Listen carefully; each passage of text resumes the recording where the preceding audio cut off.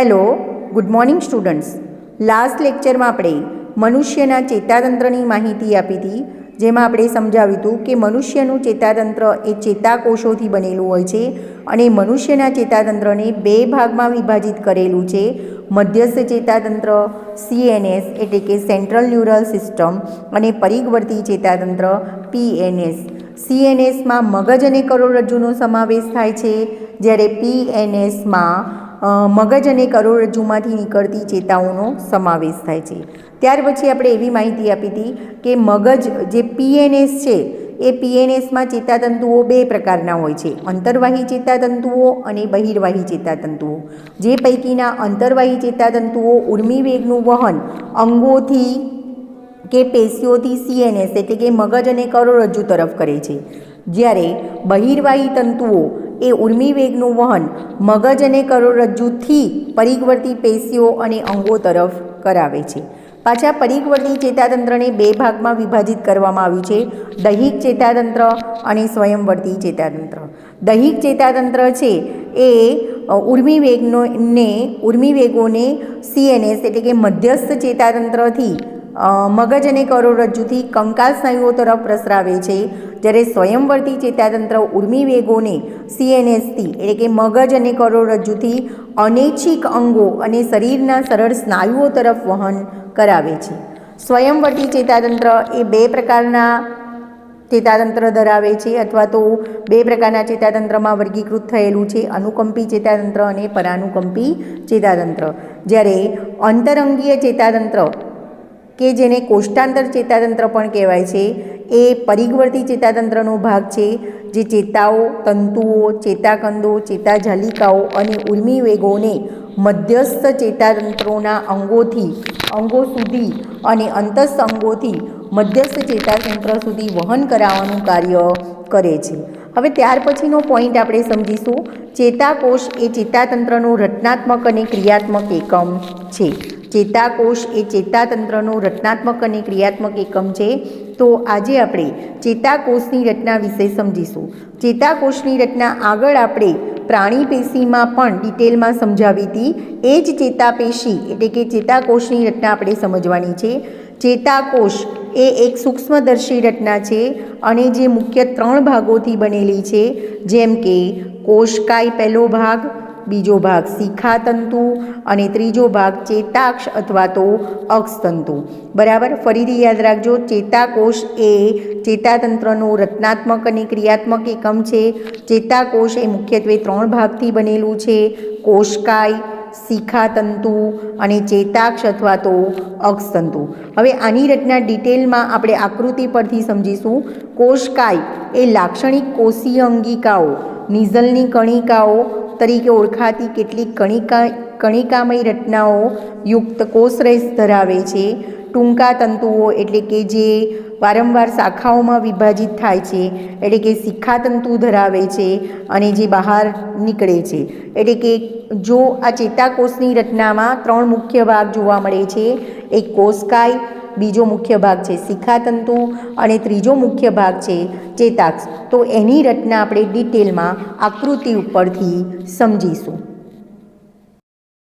ચેતાકોષ એ મુખ્ય 3 ભાગોથી બનેલો છે, કોષકાય, શિખાતંતુ અને અક્ષતંતુ, જેની રચના આપણે આકૃતિ ઉપરથી ડિટેલમાં સમજીશું. અહીંયા તમને ચેતાકોષની આકૃતિ બતાવેલી છે, જેમાં આ કોષકાયનો ભાગ છે પહેલો ભાગ, બીજો તમને આ સાઈડ પર જે તંતુઓ જેવી રચના બતાવેલી છે એને શિખાતંતુ કહેવાય, અને આ ત્રીજો ભાગ છે જેને ચેતાક્ષ અથવા તો અક્ષતંતુ તરીકે ઓળખવામાં આવે છે. તો ફરીથી યાદ રાખજો, ચેતાકોષ છે એ મુખ્યત્વે 3 ભાગ ધરાવે છે, કોષકાય, શિખાતંતુ અને અક્ષતંતુ અથવા તો ચેતાક્ષ તરીકે ઓળખાતા 3 મુખ્ય ભાગો ધરાવે છે. હવે ત્રણેયની ડિટેલમાં આપણે રચના સમજીએ. ચેતાકોષ એ ચેતાતંત્રનો ક્રિયાત્મક એકમ છે અને ચેતાકોષની સૂક્ષ્મ રચનામાં મુખ્ય 3 ભાગ જોવા મળે છે, કોષકાય, શિખાતંતુ અને ચેતાક્ષ. હવે આપણે પહેલાં વાત કરીએ છીએ કોષકાયની, એટલે કે આ વચ્ચેનો જે પોર્શન છે એને કોષકાય તરીકે ઓળખવામાં આવે છે. કોષકાય એ ચેતાકોષના દેહ કોષકાયની વ્યાખ્યા શું આપી શકાય? ચેતાકોષના દેહને કોષકાય તરીકે ઓળખવામાં આવે છે. ચેતાકોષનો જે મુખ્ય દેહ છે એને કોષકાય કહેવાય છે. ચેતાકોષકાય એ અંડાકાર રચના છે. ચેતાકોષકાય એક અંડાકાર રચના છે કે અંડાકાર હોઈ શકે અથવા ગોળાકાર હોઈ શકે અથવા તો તારાકાર હોઈ શકે. અહીંયા તમને સ્ટાર જેવો આકાર દેખાય છે. ચેતાકોષકાય જે છે એ ચેતાકોષનો મુખ્ય દૈહિક ભાગ કહી શકાય, મુખ્ય ભાગ કહી શકાય અથવા ચેતાકોષના દેહને કોષકાય કહેવાય છે. આવું કોષકાય કાં તો ગોળાકાર હોય, કાં તો અંડાકાર હોય, કાં તો સ્ટાર જેવા આકારનું એટલે કે તારાકાર હોય છે. અહીંયા તમને કોષકાય તારા જેવા આકારનું દેખાય છે. બરાબર. તો કોષકાય અંડાકાર, ગોળાકાર કે તારાકાર હોય છે. બરાબર. ચેતાકોષોમાં આવેલ કોષરસ એને ચેતાકોષરસ તરીકે ઓળખવામાં આવે છે. તો અહીંયા જે વચ્ચે કોષરસ જોવા મળે છે એ કોષરસને ચેતાકોષરસ તરીકે ઓળખવામાં આવે છે. ત્યાર પછીની રચનાની વાત કરીએ તો આવા ચેતાકોષના કોષકાયમાં બરાબર મધ્યમાં એક કોષ કેન્દ્ર જોવા મળે છે, ગોળાકાર હોય છે.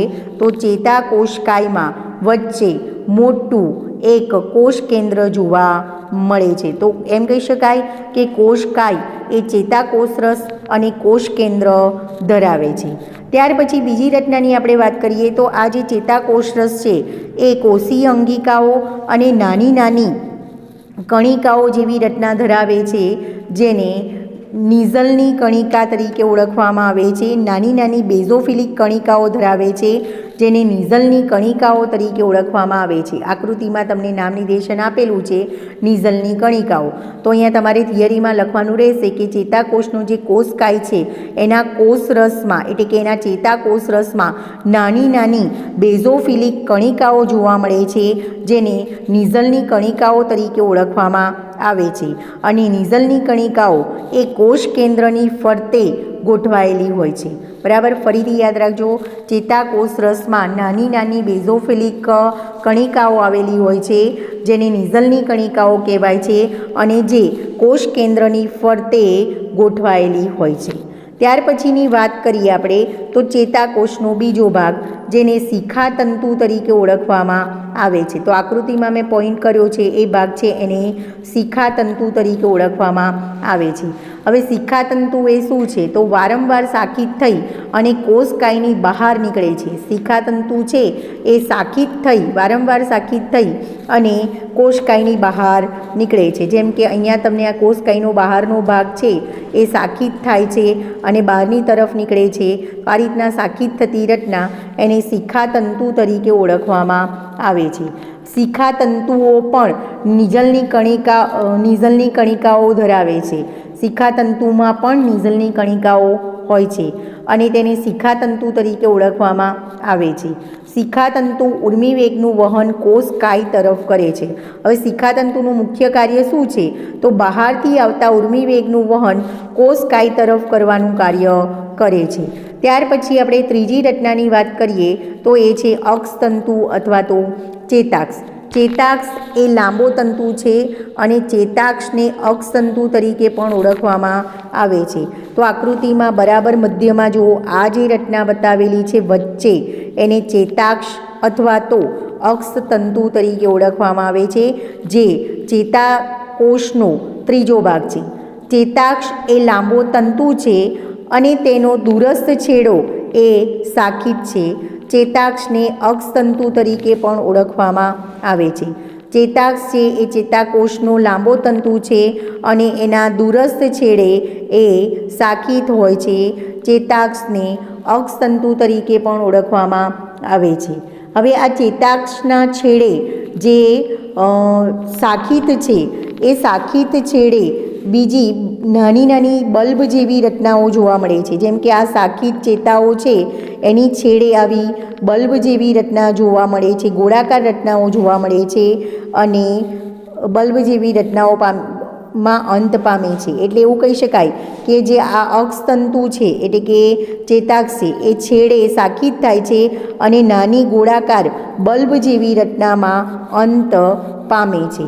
ત્યાર પછીની રચનાની વાત કરીએ તો જેને ચેતોપાગમીય ગાંઠ તરીકે ઓળખવામાં આવે છે। તો આ જે ચેતાક્ષ છે એ છેડાના ભાગે જે શાખિત થાય છે અને છેડે જે નાની ગોળાકાર બલ્બ જેવી રચનામાં અંત પામે છે, જેને ચેતોપાગમીય ગાંઠ તરીકે ઓળખવામાં આવે છે। ફરીથી યાદ રાખજો, અહીંયા ઉપર લખ્યું છે ચેતાક્ષનો છેડો। ચેતાક્ષનો છેડો એ શાખામાં વિભાજિત થયેલો છે, શાખિત છે, અને એના દૂરસ્થ છેડે અથવા તો છેલ્લા ભાગે ગોળ બલ્બ જેવી રચના આવેલી હોય છે, જેને ચેતોપાગમીય ગાંઠ તરીકે ઓળખવામાં આવે છે। હવે આ જે ચેતોપાગમીય ગાંઠ છે એમાં ચેતાપેશક દ્રવ્યો ઉત્પન્ન થાય છે, અથવા તો એમ કહી શકાય કે ચેતોપાગમીય ગાંઠમાં ચેતાપ્રેષક દ્રવ્ય તરીકે ઓળખાતી રસાયણયુક્ત પુટિકાઓ આવેલી હોય છે। એટલે એવું કહી શકાય કે આ જે ચેતોપાગમીય ગાંઠ છે એમાં ચેતાપ્રેષક દ્રવ્ય તરીકે ઓળખાતી રસાયણયુક્ત પુટિકાઓ આવેલી હોય છે, જે ચેતાપ્રેષક દ્રવ્યો ઉત્પન્ન કરે છે, અને આ ચેતોપાગમીય ગાંઠ એ એસિટાઇલ કોલાઇન નામનું ચેતાપ્રેષક દ્રવ્ય ઉત્પન્ન કરે છે। એસિટાઇલ કોલાઇન નામનું ચેતાપ્રેષક દ્રવ્ય ઉત્પન્ન કરે છે। ત્યાર પછીની આપણે રચનાની વાત કરીએ તો ચેતાક્ષનું મુખ્ય કાર્ય શું છે? તો ચેતાક્ષ એ ઉર્મિવેગને કોષકાયથી દૂર ચેતોપાગમ અથવા તો ચેતાસ્નાયુ સંધાન તરફ લઈ જાય છે। હવે તમારે અહીંયા થિયરીમાં યાદ રાખવાનું છે કે ચેતોપાગમ કોને કહેવાય, બરાબર? અહીંયા ધ્યાન રાખો, જે ચેતાકોષો છે એ બે પ્રકારના તંતુઓ ધરાવે છે, શિખાતંતુ અને અક્ષતંતુ। હવે એ આવા ચેતાકોષોની આપણા શરીરમાં ગોઠવણી કેવી રીતે થઈ હોય છે? જેમ કે આ એક ચેતાકોષ છે, બરાબર? આ એનું અક્ષતંતુ છે અને ઉપર તરફ એના શિખાતંતુ છે। હવે નીચે આ અક્ષતંતુના છેડાઓ છે જ્યાં ચેતોપાગમીય ગાંઠ આવેલી હોય છે। હવે એની નીચે બીજો ચેતાકોષ ગોઠવાયેલો હોય છે, બરાબર? તો અહીંયા મારે તમને એક શબ્દ સમજાવવો છે, ચેતાસ્નાયુ સંધાન કોને કહેવાય અથવા તો ચેતોપાગમ કોને કહેવાય? તો આપણા શરીરમાં ચેતાકોષો એક ઉપર એક ગોઠવાયેલા હોય છે, પણ બે ચેતાકોષો વચ્ચે ભૌતિક જોડાણ હોતું નથી। બંને બે ચેતાકોષો વચ્ચે અથવા ચેતાકોષ અને અંગો વચ્ચેના જોડાણ વચ્ચે, બે ચેતાકોષો વચ્ચે, બે ક્રમિક ચેતાકોષો વચ્ચે અથવા ચેતાકોષ અને અંગોના જોડાણ વચ્ચે સીધું ભૌતિક જોડાણ હોતું નથી। વચ્ચે એક અવકાશ આવેલો હોય છે, એ અવકાશને ચેતાસ્નાયુ સંધાન અથવા તો ચેતોપાગમ તરીકે ઓળખવામાં આવે છે, બરાબર? હવે આ ચેતોપાગમ, હવે જ્યારે ઉર્મિવેગનું વહન ચેતાકોષમાંથી એક ચેતાકોષમાંથી બીજા ચેતાકોષમાં થાય ત્યારે ઉર્મિવેગ આ આજુબાજુના અવકાશમાંથી ફેલાઈ જવાની શક્યતા રહે છે। એટલે ઉર્મિવેગ એક ચેતાકોષમાંથી એનું વહન બીજા ચેતાકોષમાં થાય એ માટે કઈ રચના આવેલી છે? તો આ ચેતોપાગમમાં જે રાસાયણિક ચેતાપ્રેષક દ્રવ્ય ઉત્પન્ન કરતી રસાયણયુક્ત પુટિકાઓ આવેલી હોય છે, એ એસિટાઇલ કોલાઇન નામનું ચેતાપ્રેષક દ્રવ્ય ઉત્પન્ન કરે છે, અને ચેતાપ્રેષક દ્રવ્યને એટલે કે એસિટાઇલ કોલાઇનને આ આજુબાજુના અવકાશમાં ફંટાતો અટકાવે છે અને સીધું એ ઉર્મિવેગનું વહન એક ચેતાકોષમાંથી બીજા ચેતાકોષમાં કરે છે। તો ચેતાસ્નાયુ સંધાન એટલે કે બે ક્રમિક ચેતાકોષો વચ્ચે સીધું ભૌતિક જોડાણ હોતું નથી, અને એ વચ્ચે જે અવકાશ હોય છે એને ચેતાસ્નાયુ સંધાન અથવા તો ચેતોપાગમ તરીકે ઓળખવામાં આવે છે। અને એ અવકાશમાંથી ઉર્મિવેગનું વહન આજુબાજુના અવકાશમાં ન થઈ જાય એટલા માટે ચેતાક્ષના છેડે આવેલા જે ચેતાક્ષના છેડે જે પુટિકાઓ આવેલી છે, ચેતોપાગમીય ગાંઠ આવેલી છે, જેમાંથી ચેતાપ્રેષક દ્રવ્યો ઉત્પન્ન થાય છે, એસિટાઇલ કોલાઇન નામનું ચેતાપ્રેષક દ્રવ્ય ઉત્પન્ન થાય છે। એ દ્રવ્ય એ ઉર્મિવેગના વહનને, જ્યારે એક ચેતાકોષમાંથી ઉર્મિવેગનું વહન બીજા ચેતાકોષમાં થાય છે એ દરમિયાન આ અવકાશમાંથી એને આજુબાજુના અવકાશમાં ફેલાતો અટકાવે છે અને સીધું એક ચેતાકોષમાંથી બીજા ચેતાકોષમાં એ ઉર્મિવેગનું વહન કરાવે છે। તો એસિટાઇલ નામનું ચેતાપ્રેષક દ્રવ્ય એ ઉર્મિવેગનું વહન એક ચેતાકોષમાંથી બીજા ચેતાકોષમાં કરાવવાનું કાર્ય કરે છે। ચેતાક્ષ અને શિખાતંતુની આ જોઈ રચના આપણે ચેતાકોષની રચના, અને ચેતાકોષના 3 ભાગો વિશે સમજ્યા, એક કોષકાય, બીજો શિખાતંતુ અને ત્રીજો અક્ષતંતુ। શિખાતંતુ એ બધા અંગો તરફથી કોષકાય તરફ ઉર્મિવેગનું વહન કરે છે અને અક્ષતંતુ અથવા તો ચેતાક્ષ એ ઉર્મિવેગનું વહન કોષકાયથી દૂર અંગો તરફ કરે છે. હવે ચેતાક્ષ અને શિખાતંતુની સંરચનાના આધારે ચેતાકોષના મુખ્ય 3 પ્રકાર પડે છે. ફરીથી યાદ રાખજો, ચેતાકોષની રચનાના આધારે ચેતાક્ષ અને ચેતાકોષમાં ચેતાક્ષ એટલે કે અક્ષતંતુ અને શિખાતંતુની સંખ્યાના આધારે ચેતાકોષના 3 પ્રકાર પડે છે. એકધ્રુવી ચેતાકોષ, બહુધ્રુવી ચેતાકોષ અને દ્વિધ્રુવી ચેતાકોષ.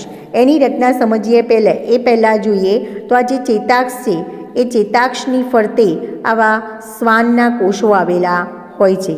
ચેતાક્ષની ફરતે શ્વાનના કોષ આવેલા હોય છે અને શ્વાનના કોષની ફરતે અંદર ચેતાક્ષની ફરતે મજ્જા આવરણ આવેલું હોય છે. એટલે આ પ્રકારની રચના હોય છે. આકૃતિમાં તમને બતાવેલું છે.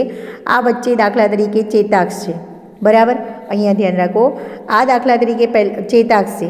હવે ચેતાક્ષની આજુબાજુ મજ્જાપડ આવેલું હોય છે અને જો ચેતાક્ષની આજુબાજુ મજ્જાપડ આવેલું હોય તો એવા ચેતાક્ષને મજ્જા અથવા એવા ચેતાતંતુને મજ્જિત ચેતાતંતુ કહેવાય છે અને એની આજુબાજુ શ્વાનના કોષો આવેલા હોય છે.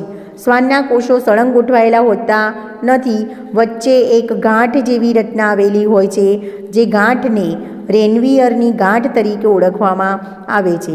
તો આકૃતિમાં મેં તમને રેનવીયરની ગાંઠ પણ બતાવેલી છે અને આકૃતિમાં જે ચેતાતંતુ છે એને મજ્જિત ચેતાતંતુ કહેવાય.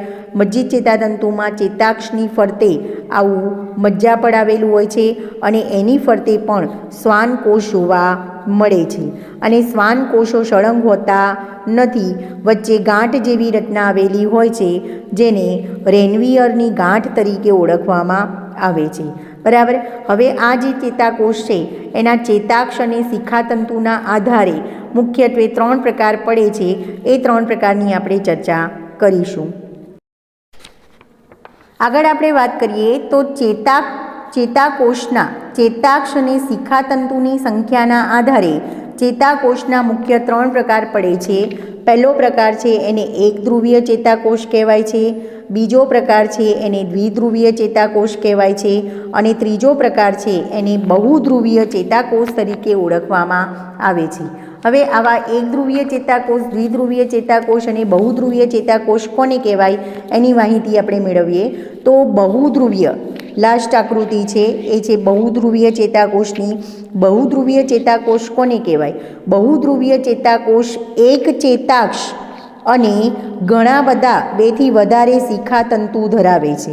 બહુધ્રુવીય ચેતાકોષ કોને કહેવાય? તો બહુધ્રુવીય ચેતાકોષ એ એક ચેતાક્ષ અને 2 થી વધારે શિખાતંતુ ધરાવે છે.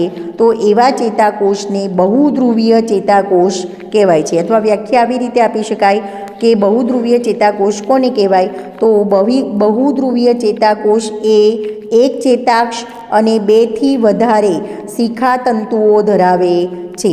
અને આવા બહુધ્રુવીય ચેતાકોષ ક્યાં જોવા મળે છે? તો આપણા મગજમાં મસ્તિષ્ક બાહ્યકમાં બહુધ્રુવીય ચેતાકોષ જોવા મળે છે. આવો ક્વેશ્ચન નીટમાં પૂછી શકાય. આ થોડીક એક્સ્ટ્રા માહિતી તમારી યાદ રાખવાના છે. બહુધ્રુવીય ચેતાકોષ છે એ બહુધ્રુવીય ચેતાકોષ એ મસ્તિષ્ક બાહ્યકના ભાગમાં જોવા મળે છે. ત્યાર પછી આપણે વાત કરીએ તો એ છે દ્વિધ્રુવીય ચેતાકોષ. દ્વિધ્રુવીય ચેતાકોષ એક ચેતાક્ષ અને એક શિખાતંતુ ધરાવે છે. દ્વિધ્રુવીય ચેતાકોષ એક શિખાતંતુ અને એક અક્ષતંતુ એટલે કે ચેતાક્ષ ધરાવે છે અને આવા દ્વિધ્રુવીય ચેતાકોષ એ આંખના નેત્રપટલમાં જોવા મળે છે. ફરીથી યાદ રાખજો, મોસ્ટ આઈએમપી છે. આ ક્વેશ્ચન નીટમાં વારંવાર પૂછાય છે કે આંખના નેત્રપટલમાં કયા પ્રકારના ચેતાકોષ જોવા મળે છે?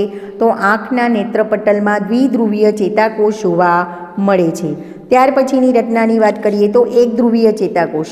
એકધ્રુવીય ચેતાકોષ એક કોષકાય ધરાવે છે અને એને એક જ ચેતાક્ષ આવેલું હોય છે. એટલે કે એકધ્રુવીય ચેતાકોષ એ કોષકાય અને એક જ ચેતાકોષયુક્ત એટલે કે ચેતાક્ષયુક્ત એકધ્રુવીય ચેતાકોષ એ કોષકાય ધરાવે છે અને એક જ ચેતાક્ષયુક્ત હોય છે અને આવો એકધ્રુવીય ચેતાકોષ ક્યાં જોવા મળે છે? તો આવો એકધ્રુવીય ચેતાકોષ ગર્ભી અવસ્થામાં જોવા મળે છે. ફરીથી યાદ રાખજો, એકધ્રુવીય ચેતાકોષ એ ગર્ભી અવસ્થામાં જોવા મળે છે. પછી દ્વિધ્રુવીય ચેતાકોષ એ આંખના નેત્રપટલમાં જોવા મળે છે. ત્યાર પછી બહુધ્રુવીય ચેતાકોષ એ મસ્તિષ્ક બાહ્યકમાં જોવા મળે છે.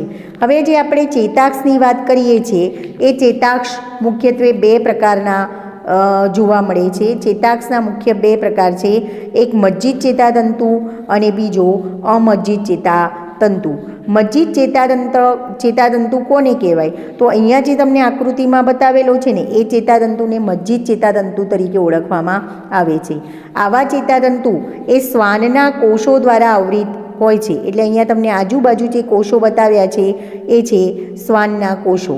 મજ્જિત ચેતાતંતુ એ શ્વાનના કોષો દ્વારા આવૃત હોય છે અને મજ્જાની ફરતે ચેતાક્ષની ફરતે મજ્જા આવરણ ધરાવે છે. એટલે કે આ તંતુની રચના આ પ્રકારની હોય છે. આ દાખલા તરીકે ચેતાક્ષ છે, તો ચેતાક્ષની ફરતે મજ્જા પડનું આવરણ આવેલું હોય છે અને મજ્જા પડની ફરતે પાછું શ્વાન કોષનું આવરણ આવેલું હોય છે. તો આ પ્રકારનો જો ચેતાક્ષ હોય તો એને મજ્જિત ચેતાતંતુ તરીકે ઓળખવામાં આવે છે. ફરીથી યાદ રાખજો, મજ્જિત ચેતાક્ષના મુખ્ય બે પ્રકાર છે, મજ્જિત અને અમજ્જિત ચેતાતંતુ. મજ્જિત ચેતાતંતુ એની ફરતે શ્વાનકોષની રચના ધરાવે છે, શ્વાનકોષથી આવૃત હોય છે. ચેતાક્ષની ફરતે એમાં મજ્જા આવરણ આવેલું હોય છે.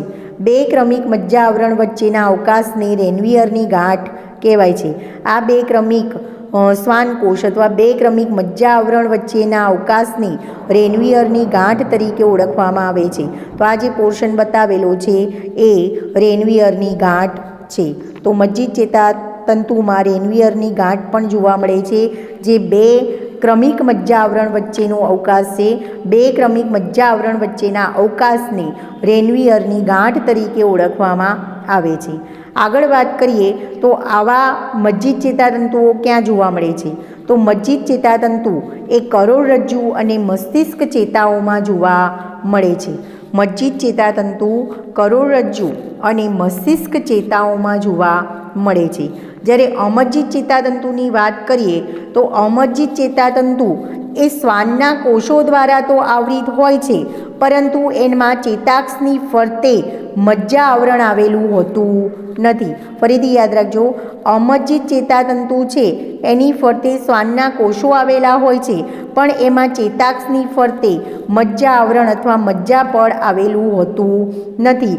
અને આ પ્રકારના અમજ્જિત ચેતાતંતુ એ સ્વયંવર્તી અને દૈહિક ચેતાતંત્રમાં મળી આવે છે. બરાબર, અમજ્જિત ચેતાતંતુ એ સ્વયંવર્તી અને દૈહિક ચેતાતંત્રમાં મળી આવે છે. બરાબર, તો આ બધી જ રચના યાદ રાખજો. ચેતાકોષની રચના ફૂલ ક્વેશ્ચન તરીકે ડિટેલમાં પૂછાય છે. ચેતાકોષની રચના આકૃતિ સહ વર્ણવો અથવા ચેતાકોષની ફક્ત નામ નિર્દેશનવાળી આકૃતિ દોરો. અહીંયા તમને ચેતાકોષના પ્રકારો પણ તમને સમજાવ્યા છે, એકધ્રુવી, દ્વિધ્રુવી અને બહુધ્રુવી. તો તમને એવો ક્વેશ્ચન પણ પૂછી શકાય, ચેતાકોષની રચના અને ચેતાકોષના પ્રકારો સમજાવો. તો આ ક્વેશ્ચન તમને ફૂલ ક્વેશ્ચનમાં પૂછી શકાય અને એમાંથી MCQ પણ પૂછી શકાય.